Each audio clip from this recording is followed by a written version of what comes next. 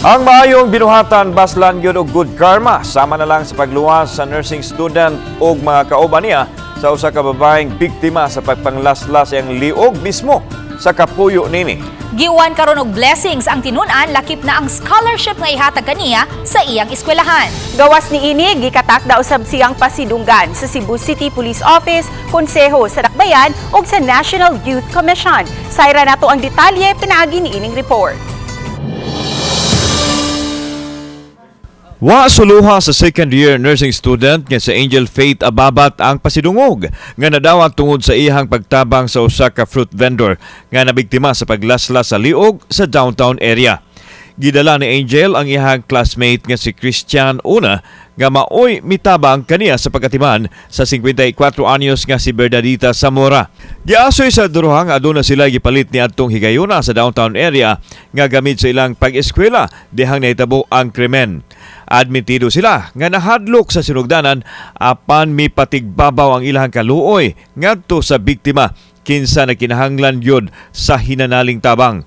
Si Angel Faith ang nangamot sa pagsiguro nga mapugan ang pag-awa sa dugo sa biktima samtang si Christian ang miabag kaniya. When I saw Nanay trying to stop the bleeding from her hands, I was truly shocked with the incident, but nobody came, so I hurriedly rushed to her aid. Pagtanan ako balik na dyan, wala dyan itabang niya mo to ako nalay like ni kasi na dyan ako na wala na dyan ko hadlok ba nga naaman sa idea about the first aid kaya taloan mo dyan mi ana. Daku'ng garbo ang gibati sa University of Cebu sa gipakitang bayanihong buhat sa duruhan nila kamatinunan. Ang Dean sa College of Nursing sa UC, Mercy Milagros Apuhin, may pahibaw nga hatagan og scholarship si Angel Faith sa ilang tunghaan. Bisan og second year student pa lang apan gitanyaga na og libreng board review, national ug international.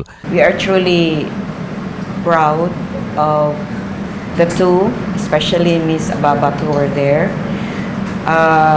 They have really exhibited commendable acts, most especially the core values of UC, which is service, tempered with caring and compassion.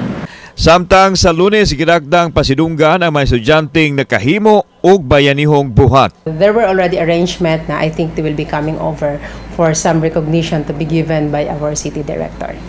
Usa-usab ka resolusyon ang giduso sa Cebu City Council, pinaagi ni Konsehal Gi-ulan ang pag-ila sa Heroic Act. Laing pasidungog usab ang gihatag kanila sa National Youth Commission. Ayaw pairala imuhang kakulba, just pray and ask for guidance with the Lord kay siya ra may buhala ni guide mo. Always be a blessing to others, and you may help other people in your own little ways. It doesn't matter if it's something as grand as saving a life, but making other people's lives comfortable would be enough. Kauban si Clufer Lumayag, ako si Alan Domingo. Balitang Bisdak.